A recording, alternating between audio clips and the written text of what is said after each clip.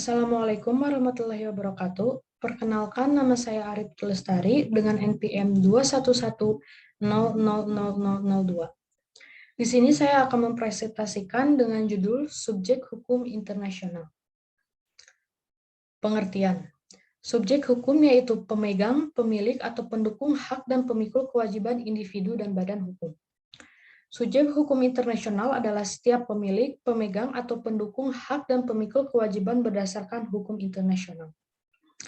Pada awal mula kelahiran dan pertumbuhan hukum internasional, hanya negaralah yang dianggap sebagai subjek hukum internasional.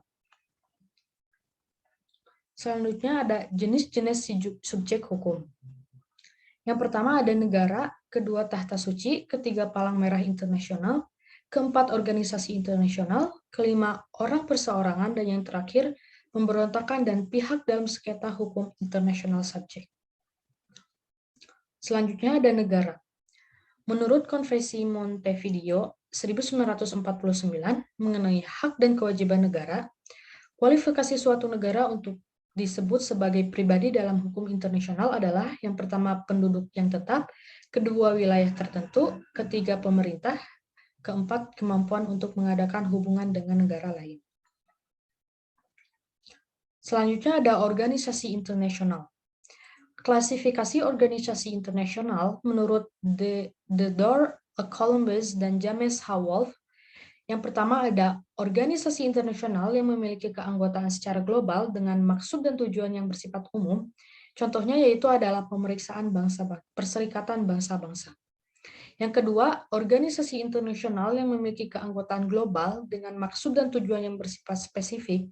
Contohnya yaitu ada World Bank, UNESCO, International Monetary Fund, dan International Labour Organization, dan lain-lain.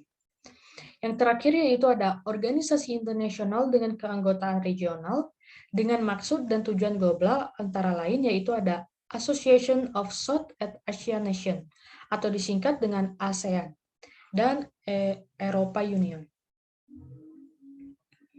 Selanjutnya ada Tahta Suci Vatikan. Subjek HI dalam arti penuh dan sejajar kedudukannya dengan negara lain. Perjanjian lateral pada 11 Februari 1929 antara Italia dan Tahta Suci, yang isinya adalah mengembalikan sebidang tanah di Roma kepada Tahta Suci dan memungkinkan didirikannya negara Vatikan. Dan berdasarkan perjanjian tersebut, negara Tahta Suci. Vatikan dibentuk dan diakui sebagai subjek hukum internasional. Saat ini Tahta Suci memiliki perwakilan diplomatik di berbagai negara di dunia yang sejajar kedudukannya dengan perwakilan diplomatik negara-negara lain. Selanjutnya ada Palang Merah Internasional. Adalah subjek hukum internasional yang bersifat terbatas yang lahir karena sejarah, yang kemudian kedudukannya diperkuat dalam perjanjian-perjanjian dan konvensi-konvensi Palang Merah. Lalu ada saat ini PM Internasional diakui sebagai organisasi internasional yang memiliki kedudukan sebagai subjek HI, walaupun dalam ruang lingkup yang sangat terbatas. Selanjutnya ada individu.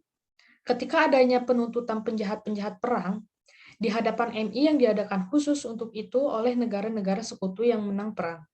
Dalam proses peradilan yang diadakan di Nuremberg dan Tokyo, para penjahat perang tersebut dituntut sebagai individu untuk perbuatan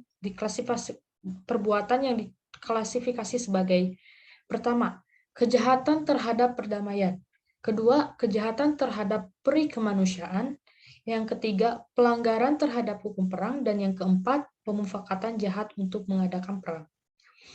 Dengan adanya peradilan Nuremberg dan Tokyo tersebut, maka seseorang dianggap langsung bertanggung jawab sebagai individu atas kejahatan perang yang dilakukannya.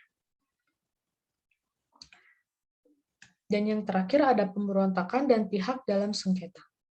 Dalam hukum perang, pemberontakan dapat memperoleh kedudukan dan hak sebagai pihak yang bersengketa atau belligerent dalam beberapa keadaan tertentu. Personalitas internasional pihak-pihak dalam sengketa sepenuhnya tergantung pada pengakuan. Sekian yang dapat saya sampaikan. Terima kasih. Mohon maaf bila ada kesalahan. Wabillahi taufiq wal hidayah. Wassalamualaikum warahmatullahi wabarakatuh.